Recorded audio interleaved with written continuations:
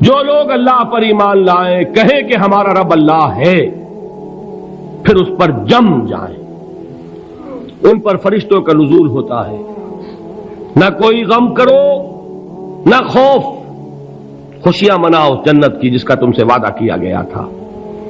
اللہ کی ربوبیت پر اطمینان جب انسان کو ہو جاتا، میرا رب اللہ ہے، ربی اللہ، انسان کے لیے نہ کوئی کھٹکا، نہ کوئی خطرہ، نہ کوئی خوف، نہ کوئی حزن۔ جو کچھ ہو رہا ہے کس کے اذن سے ہو رہا ہے؟ اللہ کے اذن سے۔ اللہ کے اذن کے بغیر پتہ تک نہیں ہلتا۔ یہ کوئی اندھا بہرا مادہ نہیں ہے جس سے مجھے کوئی خوف ہو۔ اندھا بھینسا چلا آ رہا ہو اس سے تو ڈرنے کا ہر انسان کو ڈرنا چاہیے، نہ معلوم کس کو ٹکر مار دے، لیکن نہیں، اس کائنات کو چلانے والا ایک سمیع و بصیر خدا ہے، وہ جو میرا دوست ہے، میرا ولی ہے۔ اللہ ولی الذین آمنوا یخرجہم من الظلمات الی النور۔ اللہ اہل ایمان کا ولی ہے، ساتھی ہے، پشت پناہ ہے، مددگار ہے، حمایتی ہے۔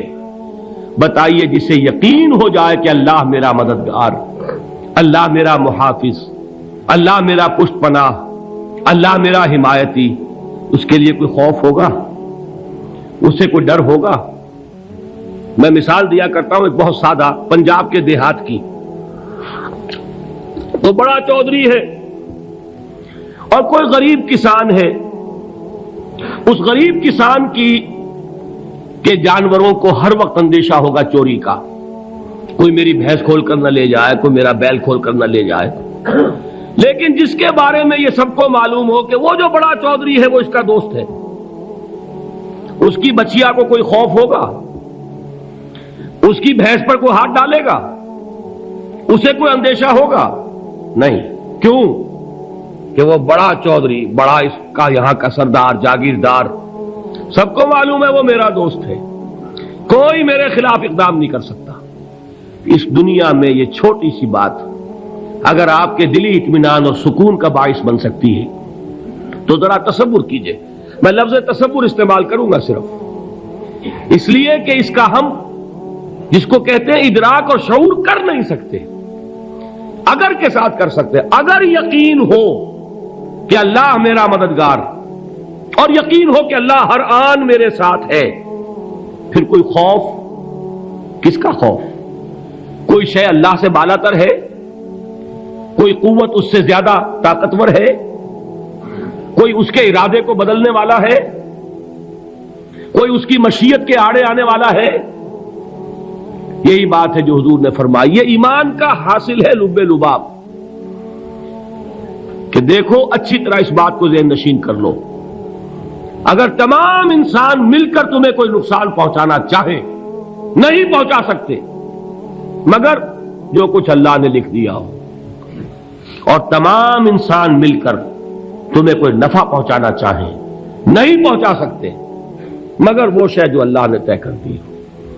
آپ پھر میں کہوں گا ذرا طاری کیجئے، اسے فرض کیجئے، اسے سوچئے، اگر اس حدیث پر ہمارا دل ٹھکا ہوا ہو تو کسی سے ڈر ہوگا؟ یہ مجھے نقصان نہ پہنچا دے، یہ میری رپورٹ خراب نہ کر دے، یہ میری انکریمنٹ نہ رکوا دے، یہ میرا یہ نہ بگاڑ دے، یہ میرا یہ نقصان نہ پہنچا دے، اس کا ڈر، اس کا ڈر، اس کا خوف، اس کی خوشامد، اس کے لیے جا کر طرح طرح سے اپنی عزت نفس کو ذلیل کروانا اس کے سامنے، یہ سب کچھ کیوں کرتا ہے انسان؟ جب سمجھتا ہے کہ اس کے ہاتھ میں میرا کوئی نفع ہے، اس کے ہاتھ میں میرے لیے کوئی ضرر ہے، یہ مجھے کوئی گزن پہنچا سکتا ہے، یہ مجھے کوئی نقصان پہنچا سکتا ہے، یہ میرا کوئی کام بنا سکتا ہے، یہ میری کوئی ضرورت پوری کر سکتا ہے، اسی کا نام شرک ہے۔ جہاں آپ نے یہ سمجھا کہ غیر اللہ کے اندر کوئی طاقت موجود ہے، وہی شرک ہے۔ بتوں سے تجھ کو امیدیں، خدا سے نومیدی، مجھے بتا تو صحیح اور کافری کیا ہے؟ شرک تو یہ ہے۔ جس پر بھی تمہیں یہ خیال ہے، کلمہ ہے یہ کلمہ سوم، لا حول ولا قوت الا باللہ، ذرا اس پر دل کو کبھی اگر آپ تصور کریں، پھر فرض کریں، دل ٹھک جائے اس پر، کوئی طاقت نہیں۔ یہی بات تھی جو شیخ عبد القادر جیلانی رحمۃ اللہ علیہ نے اپنی وصیت میں اپنے بچے سے کہی. 11ویں دینے والے ہیں، لیکن حضرت شیخ عبد القادر جیلانی کی وصیت اور تعلیمات کو کتنے لوگ ہیں کہ جانتے ہو؟ یہ جن مقامات تک پہنچے ہیں وہ کس چیز کی بدولت پہنچے؟ انہوں نے جو پیغام دیا وہ کیا تھا؟ اے میرے بچے، جس طریقے سے قرآن مجید میں حضرت لقمان کی نصیحتیں جو ہے نقل کر دی گئی ہیں، میں یہ عرض کروں گا بالفرض اگر قرآن حضرت عبد القادر جیلانی کے بعد نازل ہوا ہوتا تو شیخ عبد القادر کی یہ نصیحتیں بھی قرآن میں درج ہوتی. اتنی اونچی نصیحتیں ہیں. اے میرے بچے، اس حقیقت کو ذہن نشین کر لے، لا فاعل فی الحقیقت ولا مؤثر الا اللہ.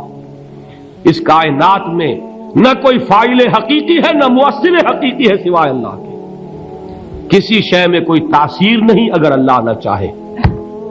آگ جلا نہیں سکتی اگر اللہ نہ چاہے. پانی ڈبو نہیں سکتا اگر اللہ نہ چاہے. زہر ہلاک نہیں کر سکتا اگر اللہ نہ چاہے.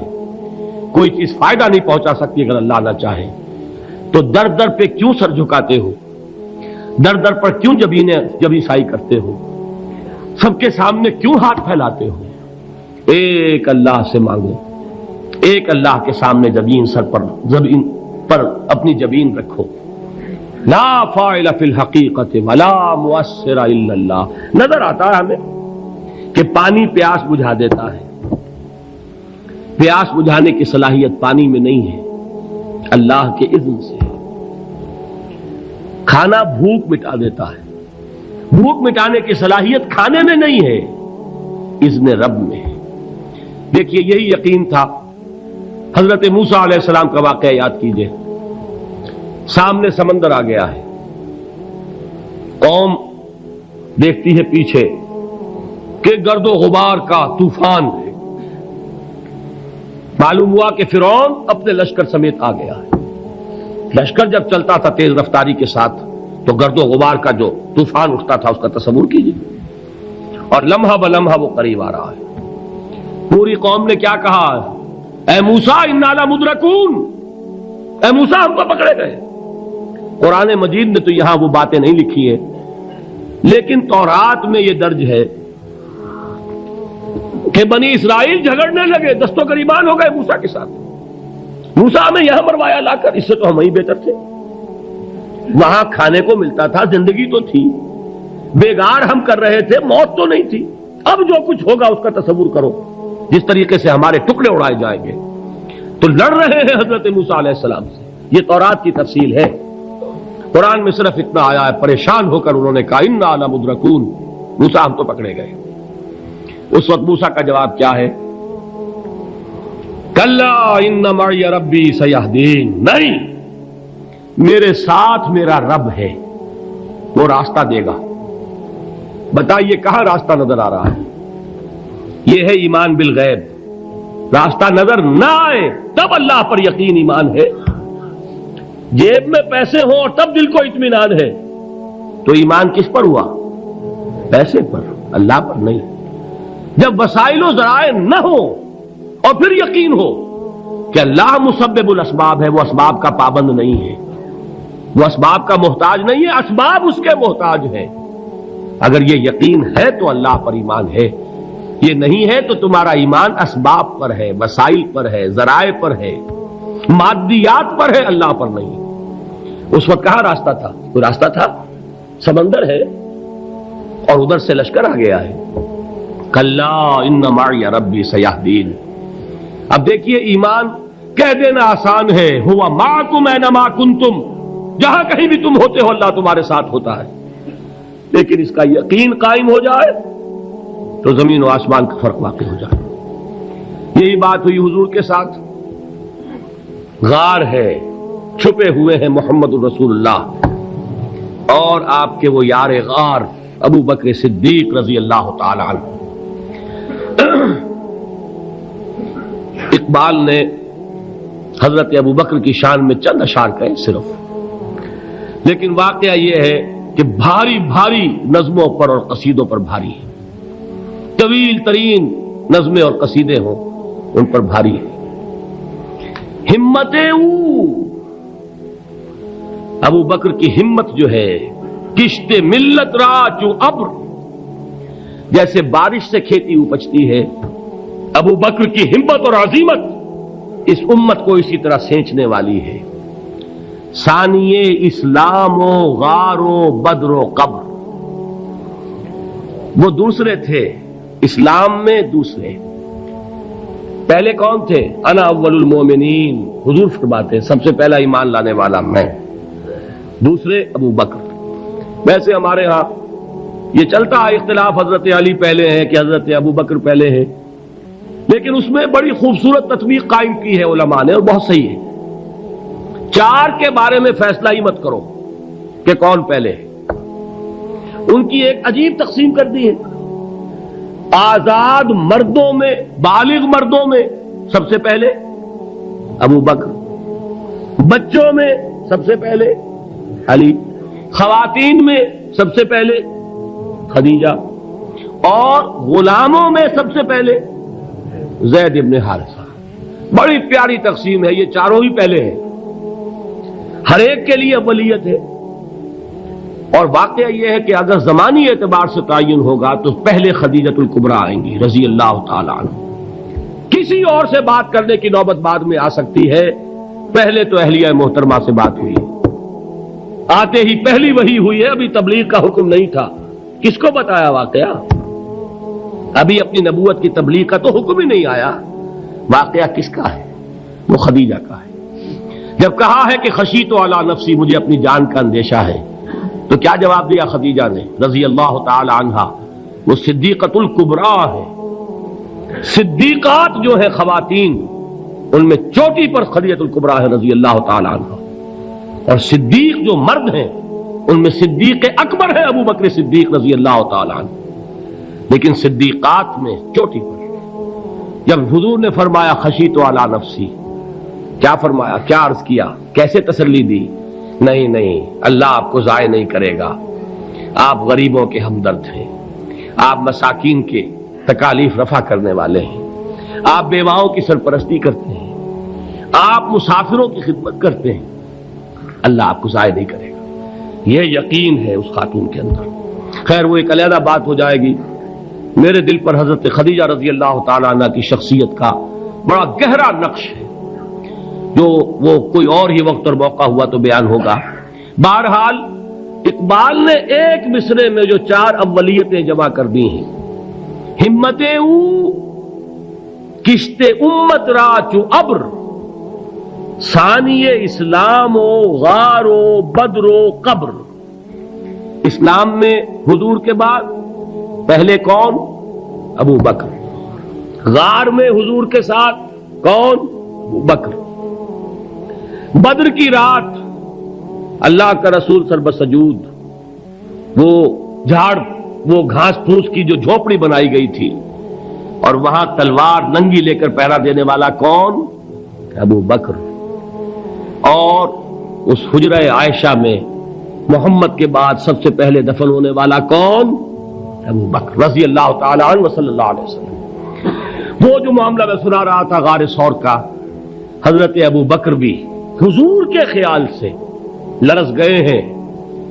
آپ کو یاد ہوگا کہ جا کر پہلے تمام جتنے سوراخ تھے انہیں بند کیا ہے، ایک سوراخ رہ گیا تھا جس کو بند کرنے کے لیے کوئی کپڑا نہیں تھا، وہاں اپنی ایڑی رکھی ہے، تب کہا ہے حضور سے تشریف لائیے، اور اپنے زانو پر حضور کو لٹایا ہے، اور وہاں کسی موذی جانور نے کاٹا ہے، حضور کی آنکھ لگ گئی تھی، اس وقت اس بل کے اندر جو بھی بچھو ہے کیا ہے واللہ عالم، اس نے کاٹا ہے، اس کی تکلیف کی وجہ سے ابو بکر کی آنکھوں سے آنسو ٹپک گئے، حضور کے چہرے مبارک پر پڑے ہیں، تو حضور جاگے ہیں، معاملہ کیا ہے؟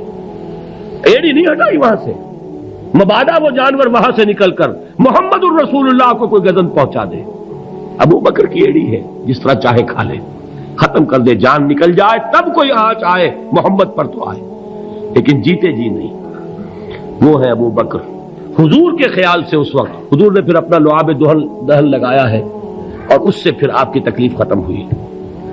جیسے خیبر میں حضرت علی کی آنکھ دکھ رہی تھی، اس کو جو شفا حاصل ہوئی ہے وہ بھی حضور کے لعاب دہن سے ہوئی۔